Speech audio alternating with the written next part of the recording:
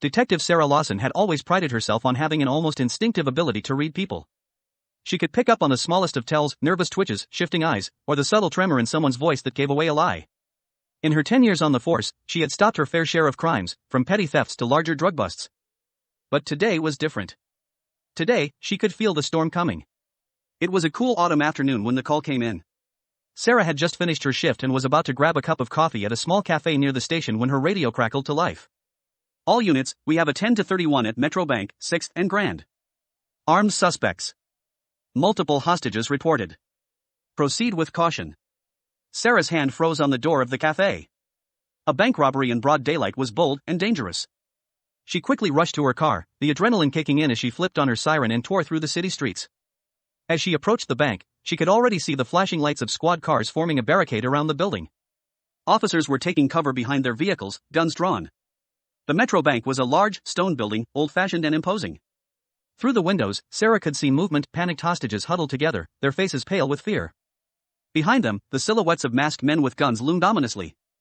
As Sarah got out of her car, she spotted her partner, Officer Mike Dawson, standing near the police chief, his expression grim. "Sarah, thank God you're here," Mike said as she approached. "We've got at least 4 robbers inside, heavily armed. They've locked down the building and have about a dozen hostages.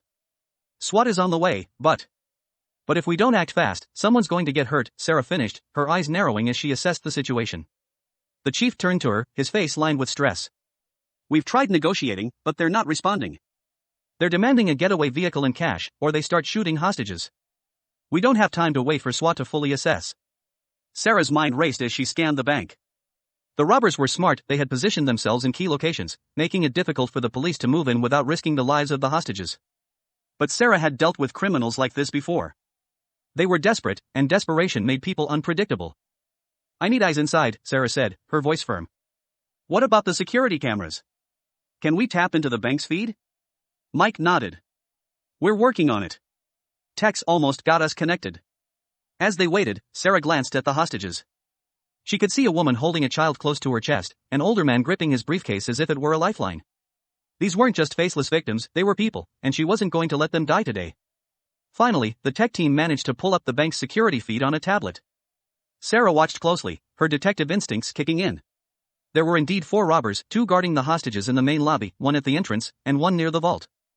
Each one carried an assault rifle, their faces hidden behind black ski masks. "See that?" Sarah said, pointing to one of the robbers near the back of the lobby.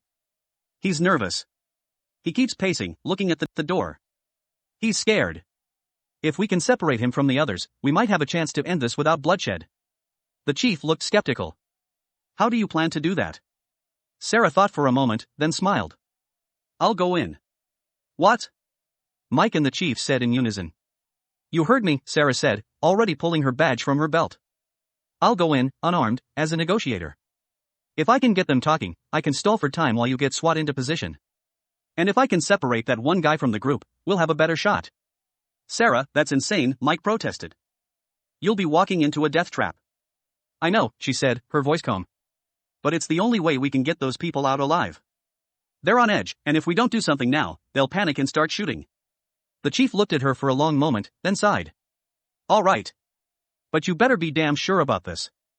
Sarah nodded and holstered her gun, leaving her weapons behind. She took a deep breath, trying to steady her nerves. This was it, no turning back now. The heavy glass doors of the Metro Bank creaked open as Sarah stepped inside. The air was thick with tension, the kind that made your skin crawl. The robbers immediately turned their guns toward her, their fingers twitching on the triggers. Whoa, easy," Sarah said, raising her hands in the air, her badge visible around her neck. "I'm not armed. I'm Detective Sarah Lawson. I just want to talk." One of the robbers, the leader by the looks of it, stepped forward. His mask covered his face, but his voice was hard and cold. "You've got 2 minutes. After that, we start shooting." Sarah nodded, keeping her voice calm and measured. "I understand you want out of here. You want to make it home alive, right? We can make that happen, but not if anyone gets hurt. Killing hostages isn't going to help you." The leader's grip tightened on his rifle. "We don't have time for this. We know how this works. You're stalling." "I'm not stalling," Sarah said, taking a slow step forward, her eyes never leaving his. "I'm giving you an option. You don't want to die today, and neither do these people. Let's figure this out. As she spoke, Sarah suddenly glanced at the robber she had noticed earlier, the nervous one, standing near the back. He was jittery, his eyes darting to the exit every few seconds. Sarah could see it in him, he wasn't fully committed to this. He was scared, maybe more than the hostages. I can get you what you want, Sarah continued, keeping her focus on the leader, but letting her voice carry to the whole group. But only if we work together. The police are willing to negotiate. Let's make a deal. The leader hesitated, his gun still pointed at Sarah. Behind him, the nervous robber shifted uncomfortably, glancing at the door again. Sarah could see the cracks forming in their resolve. If she could just push them a little further. What's your name? Sarah asked the leader, trying to humanize him. You don't want to be the guy who goes down in history for a bloodbath. We can find another way. Before the leader could respond, the nervous robber suddenly spoke up, his voice shaky. We should just get out of here, man. This isn't what we signed up for. The leader turned on him, angry. Shut up. We're not done yet. But it was too late. The tension between the robbers was growing, and Sarah knew this was her moment. You're right, she said, directing her words to the nervous one. You didn't sign up for this. You can still walk away. No one has to die here. The nervous robber looked at Sarah, then at the leader, uncertainty flickering in his eyes. The leader's grip on his gun tightened, and Sarah could feel the situation teetering on the edge of violence. Listen to me, Sarah said, her voice firm. You don't have to do this. For a moment, there was silence. Then, the nervous robber dropped his gun. I'm out, he muttered, backing away slowly, his hands raised. The leader's fury boiled over, and he turned his gun toward the man who had just betrayed him. But Sarah was faster. She lunged forward, grabbing the barrel of the leader's rifle and twisting it away from the other robber. The gun went off, a deafening blast echoing through the bank, but the bullet hit the ceiling. In the chaos, Sarah managed to wrestle the gun from the leader's hands, sending it clattering across the floor. The other robbers hesitated, unsure of what to do now that their leader had been disarmed. It was all the distraction SWAT needed. In a matter of seconds, the doors burst open, and heavily armed officers stormed the building, taking down the remaining robbers without a single shot fired.